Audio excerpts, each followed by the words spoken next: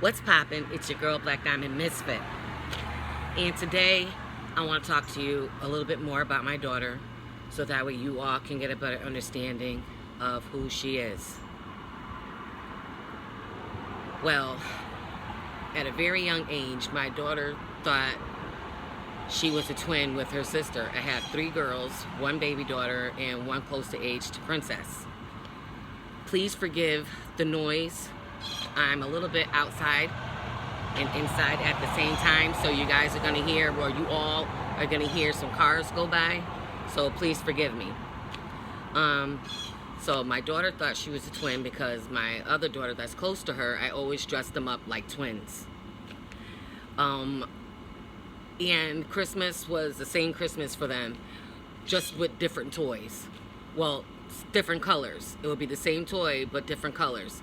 So that way those two wouldn't, argue or fight over who got what and, whatever. So it worked out because they never fought on Christmas or argued. And my daughter was, she was a little bit big boned than the other sister. And she struggled with her weight as she grew up. And when she got into junior high, she was to tell me, things like, people bother her, whatever. And, so I made it up to the school. I made it out to the school. I called the principal, But nothing happened. But lo and behold, when my daughter stuck up for herself, and it was a boy messing with her, she knocked him, she knocked him out or whatever like that, and pushed him, or she knocked him out or whatever, and she got suspended. Well, she got expelled. So the system failed her. And after that, she went to, she had to go to the library to finish out her school year or whatever like that. Well, for that year. Other than that, she wound up going to Job Corps, and she wound up getting her diploma. Not a GED, she wound up getting a diploma. Well, she still was struggling with her weight. I knew she felt bad about it, but she always had confidence that I was amazed with. Like me, I never had confidence. Anybody would probably be like, oh, you see any? No, I didn't.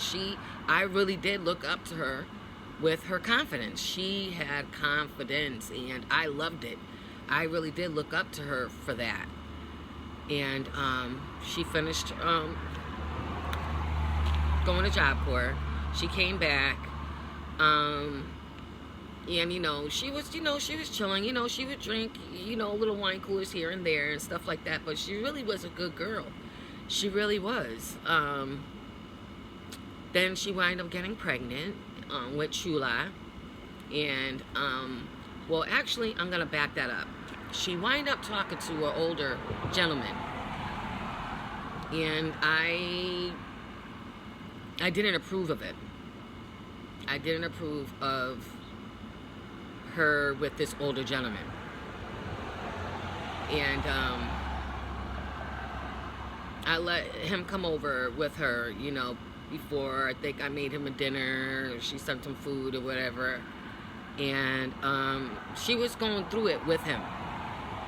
And I was like, Princess, he's way older. I mean, what does he want with you, And I'm guessing he would tell her all the things that she would want to hear. But they were, they would go at it from time to time or whatever. And lo and behold, he wound up passing away. That broke my daughter's heart. And honestly speaking, that broke my heart as well, because I knew that it broke my daughter's heart because he was just at my house. He was just at my house. And my daughter, she cried. Oh my God, she cried. She cried. She heard it so much. I'm never going to forget how much she heard it. She heard it. I grieved with her. I grieved with her. I grieved for her because I knew how much she really did care for him.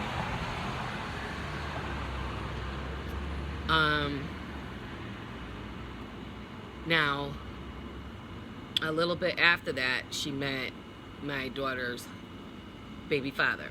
Well, she met her baby's father. And they would go at it before she got pregnant and everything. They would go at it, as young couples do. And we found out she was pregnant nearly almost 7 months. She was nearly 7 months when she was pregnant. And that's because we found out she had thyroid. And we never knew when her period was coming, through the months. So she just thought it was normal. And mind you, she was big boned, so she thought, the movement, whatever's in her stomach, was just thyroid or something, that she just didn't feel anything. So she didn't want to have a baby shower. She didn't want to have a sip and see. She was just coping with the fact that she was pregnant. And now Chula is born. Her name is Armani Sophia Pocahontas Bratton, but we call her Chula. And again, her real name is Armani Sophia Pocahontas Bratton. Now Chula is born, and she's a new mommy. It took her a minute to get into mommy mode. It really did. But she, her mother's instincts came in automatically. I mean, she give her a bath every night, a little baby bath. She washed the baby and everything, and she'll do her little baby's hair, put the little baby oil, lotion on her hair and her body and everything, and clip her little nails and stuff like that. So she did that, but mentally, it took her a minute to process the fact that she is a mom. And she used to say that to me. She's like, Ma, I just don't feel like I'm a mom. I'm waiting for it to kick in. She used to say that to me. I said, well, don't worry about it, Mama. It's gonna kick in. It'll kick in. And it wound up kicking in after a while. And Chula wound up being her best friend. And Chula's mom, my daughter, was her best friend.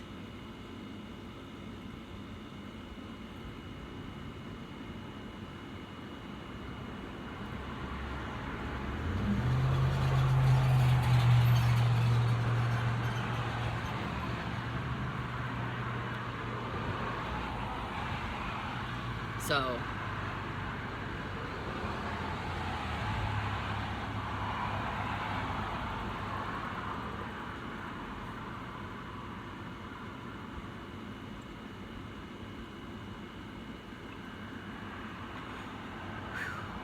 sorry.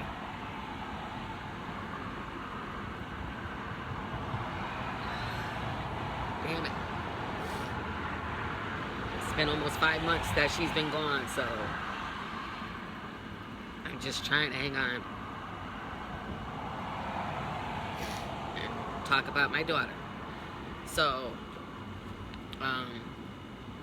she wound up going into the shelter. Not that I put her out, but she wanted to be independent. So she went to the shelter so that way she can get help for a roof over her head. She found out that, if you stay there long enough, you can get that. And she did. She wound up going to the shelter but she didn't go with the rest of the people. These people, the shelter, wind up putting her into where's a little apartment to herself until she found an apartment. So that was, I was happy for her with that. I helped her as much as possible. You know what I mean? It was a kitchen, everything. So she didn't need anything from me but just for me to be there. So she wound up going to the shelter, and she wound up getting an apartment. She wound up having a little small. She did wind up, I think she was there for almost a year. She wound up getting an apartment. She was there for almost a year. And it was something that she could only be there for a year until Section 8 came. And Section 8 came the day that she had to wind up having to leave. But not leave, but that her thing that she had from the shelter was about up. So she wind up getting Section 8. And I was like, oh my God, Princess, Jesus loves you. And it happened on the day that she found out her year was almost up. So she wind up moving to another town. And she was there for almost 2 years or something like that. And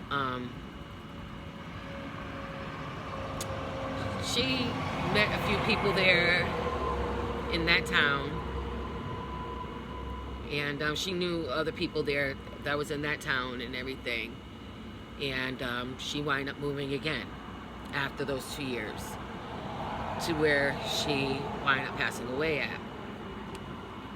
Now, mind you, her and Shula's father, now I'm going to rewind that back. Before she moved, she was pregnant with Bella.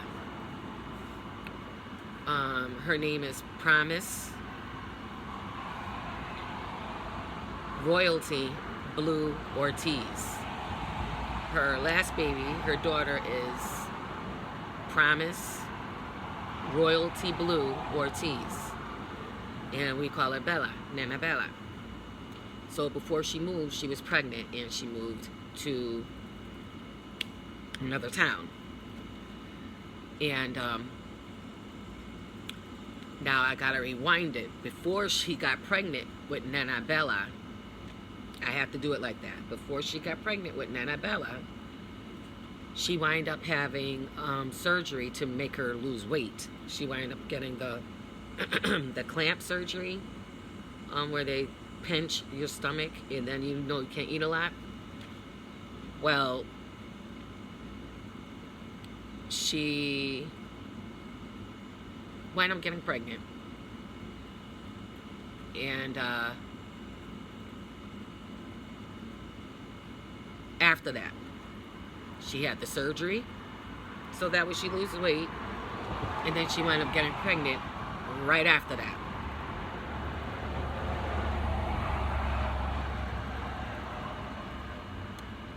Now she's moved to the town to where she passed away at, and she was about to get her bubbies done after the baby. She already made the appointment and everything. Now she had the baby. I'm trying to move fast with this a little bit so that you guys get a better understanding. Now she had the baby. She had Nana Bella, and she made an appointment to get her bubbies done because her bubbies were really big, and she was losing weight fast right after the baby. She said to me, "Oh my God, Mommy, I'm in double digits." She said, "I haven't been in double digits," and she said, "since I was a teenager." And now, and she said, and she was getting small, like her face. She didn't even look the same anymore. I can show you before and after.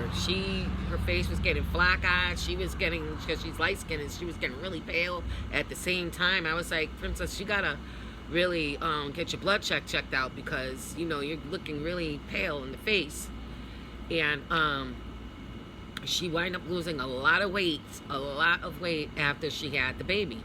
So she was about to get her bubbies done, so match her weight, because her weight was getting small and her bubbies were big. So she had that to look forward to. She was really looking forward to that. She was making music. She loved music. She remembered she was my human DJ. She really was my human DJ. She really was. She remembered everything. I was like, oh my God, Princess, how do you remember that? She loved music. She was like her mama, because, I used to wake my kids up in the middle of the night.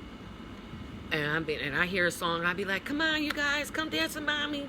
And all of them, they would come downstairs and they would dance with me and everything. Music. You know how many times a DJ saved my life? Mentally.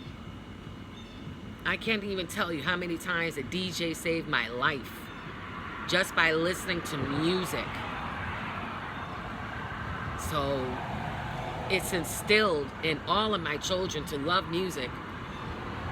And Princess, she loved music. She wrote her music, she sang, she rapped. She had a lot of things going for herself. So she was not only just a beautiful, she was very smart as well. Now mind you, this girl, my daughter, had a mouth on her. Woo. She had a mouth on her. God knows she did. Oh my God. Oh my God. Her mouth on her was treacherous. It'll make you forget that that's even your daughter. I'm telling you that right now. Because there's been plenty of times her mouth was so reckless. Made me, I was like, oh my God. Girl, this is the part where I tell you, I love you. I don't have to like you. And I meant that shit. I'd be like, I love you. You're my daughter. I gave birth to you. But sometimes I don't have to like you. And I meant that shit. Now, Princess, now Chula's father, I gotta tell you, between him and I, we were always tag team. My daughter doing welfare checks on my daughter, because there would be times where she didn't pick up the phone or text, and that was one of my fears. That was one of my scary fears for her, is that something, God forbid, would happen to her, and she'd be in there. And she'd be in there with my daughter, my granddaughter, and granddaughters, but granddaughter at the time, because Nana Bella wasn't there yet. Then, that was one of my fears. So Eric, her baby's father, would make a welfare check. If it wasn't me doing it, it was him doing it all the time. All the time. That was one of my fears. That was one of my fears for her. And so the day that I got the call from my son-in-law, my ex-son-in-law, but he's always going to be my son, I called Nana Bella's father, son too. And when I say son, I mean I love you. So, Chula's father, he called me. He's like, Ma, you need to hurry up and go over to Princess' house. They're saying that she's not being responsive, she's dead or something like that. I was like, what? My whole life from there, changed. That was the longest drive I ever had to do, and I didn't let my husband drive at that time, because he would have been doing it slow, and me and him would have been arguing. I probably would have fought him. I drove there, God forgive me, so fast to get there. And they're telling me that my daughter is gone. She's passed away. And I said, where's my granddaughter? Where is my granddaughter? Where is my granddaughter? And they didn't tell me for a long time. So I'm sick on the floor. I'm on the ground.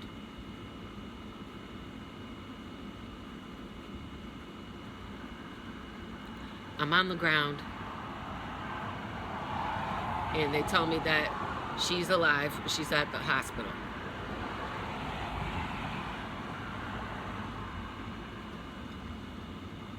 March 21st was one of the worst days of my life, because I have to tell you again, I buried a son before her. So these are two kids that I buried, and I don't talk too much about my son.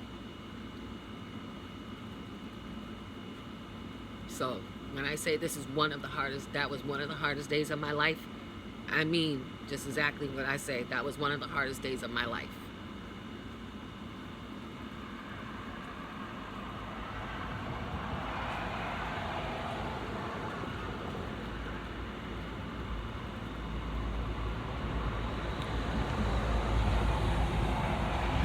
My daughter was engaged at that time. She was engaged. And to Nana Bella's father, Now, mind you, he's in jail right now. He's a good person. I don't judge him for nothing. He loved Chula too. And he loved my daughter. He loves my daughter. And he loves Bella. And I also call him son.